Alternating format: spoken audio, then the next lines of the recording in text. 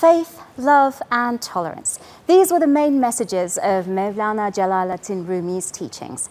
The 13th century Islamic scholar and poet is celebrated on the anniversary of his passing, which is also known as the Night of the Union. Come, come, whoever you are, come. His words embrace all cultures and nationalities. Mevlana Jalaluddin Rumi may be an Islamic scholar, but his unique philosophy of love has crossed borders and reached all people.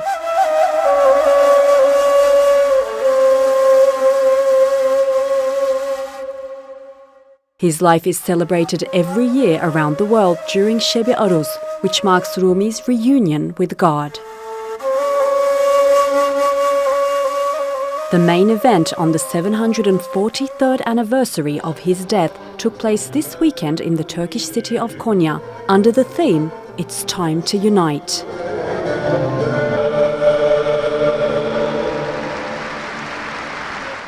Rumi was buried in Konya, and his shrine became a place of pilgrimage and is now a museum.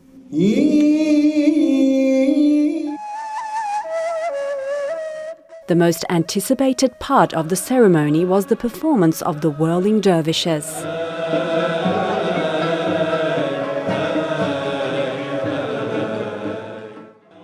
Rumi's followers are also called Mevlevis. The Mevlevi order is a branch of Sufism, the mystical dimension of Islam. The dervishes spin on the left foot. This is how they believe they meet God and embrace the universe with all their heart.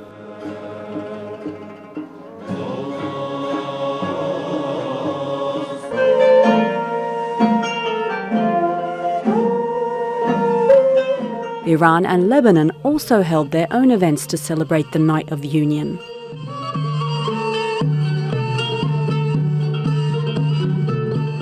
Rumi might have lived 800 years ago, but his message has proven timeless.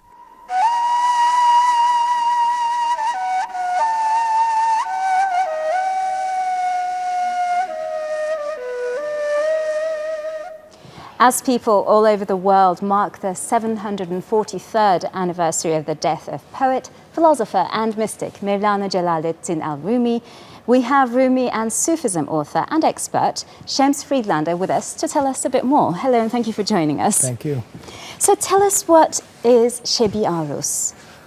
Well, Sheb-i Arus literally means the wedding night. And for the Mevlevis, it's the celebration of the wedding night of Jalaluddin Rumi, the night of his passing, which was, as you just said, 743 years ago, just this week, on the 17th of December. So Rumi, at that time, never felt that he was dying. He was joining his beloved. So the Sheb-i Arus is an explanation of what he was actually approaching. And he said that don't look for me in the grave after I'm gone, look for me in the hearts of learned men. Well, Rumi was a poet. You're a photographer, filmmaker, painter, designer. There's so much aesthetics in a lot of, for example, the whirling dervishes, just looking at them. What's the relationship between art and Sufism? Well, I'm not sure there really is an extraordinary relationship, unless the art is used to express Islam, express a Muslim feeling, express a Sufi feeling. The Mevlevi, as they turn, it is a very beautiful kind of movement and dance, but we shouldn't mix up the idea that this is really a dance. It's not a dance. Right. This is the zikr Allah of the Mevlevi order. And so as they turn, they repeat subvocally the name of Allah.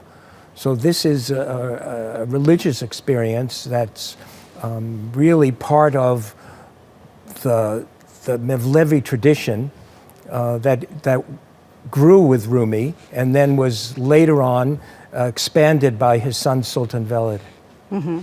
Well, I have your book with me, which is the English and Turkish of Winter Harvest, and I hear you designed this too. Can you tell us about Winter Harvest a little bit? Well, Winter Harvest is actually my memories.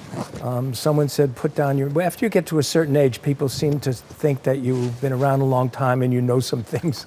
So they want to know a little bit of what happened in the past. Mm-hmm. So their memories, and the subtitle is Bob Dylan to Jalaluddin Rumi, which seems to have had an effect now that Dylan has won the Nobel Prize for Literature.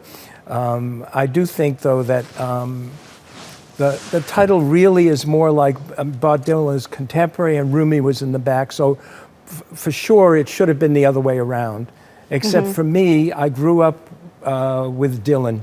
Right. And I went back to Jalaluddin Rumi because I felt the essence of what I wanted to know and understand came through Rumi. Mm-hmm. Well, Rumi, a poet that's born 809 years ago, is read really widely in the West. In fact, it sells more than Shakespeare in the States. Why do you think that is?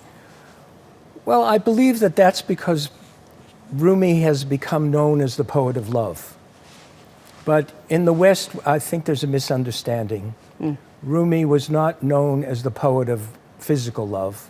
Rumi is known as the poet of metaphysical love. Right. And he wrote of the love of Allah and the love of the Prophet Muhammad, and everything that was in the Mesnevi comes originally from its root source of the Quran. Mm-hmm. So Rumi was somebody who delved into the Quran and mined the knowledge that was presented to us there and revealed to us there, and presented it in a poetic way, in a way that could be more understood and through contemporary man, both then and now. Mm-hmm. I believe that Rumi's Mesnevi is not a book. I believe that Rumi left a sheikh. Mm-hmm. And Rumi left, we are the heirs of Rumi. And indeed, as the heirs, we should be aware of what we do with that inheritance. So how is Seb-i Arus celebrated around the world? Well, let's stay with Konya, because in Konya it's the most important aspect, because Konya is where Mevlana is. Was born. It was his maqam. It was where he basically was his laboratory. Mm-hmm. He spent his adult life in Turkey. And in Konya every year now, starting from 1953 or 4, they are doing a sema. Mm-hmm. For the week prior to and leading up to the night of the December 17th. I think this has been picked up in other places, but I must stress that Mevlana Jalaluddin Rumi was a Muslim, and although he accepted people of all religions, of all paths, of all traditions, he accepted them as a Muslim. So to be a Sufi, you have to be a Muslim. To be a Muslim, you don't have to be a Sufi.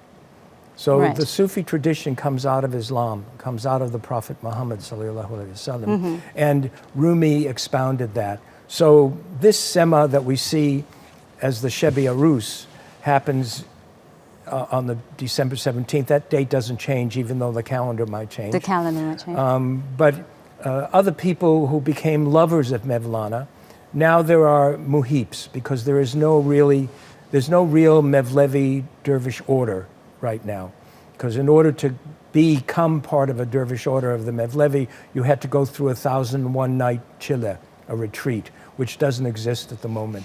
Right. So we have our muhips, lovers of Mevlana, and people who disseminate the ideas and the beauty of what Mevlana said. Mm-hmm. You kind of answered my question there, but I'm going to ask it again. How does Sufism differ from other spiritual paths? Well, since you're not asking specific spiritual paths, because all spiritual paths differ, you know, but Sufism is connected to Islam, and it's very important to stress that. Other paths, Buddhism, Hinduism, all grew out of other needs at the time, but Sufism comes from the tree of the Prophet Muhammad. And all of the dervish orders are branches that come from that tree, whereas that makes it unique in a way. Right. Well, Shems Friedlander, thank you very much for joining us on Showcase. Thank you so much.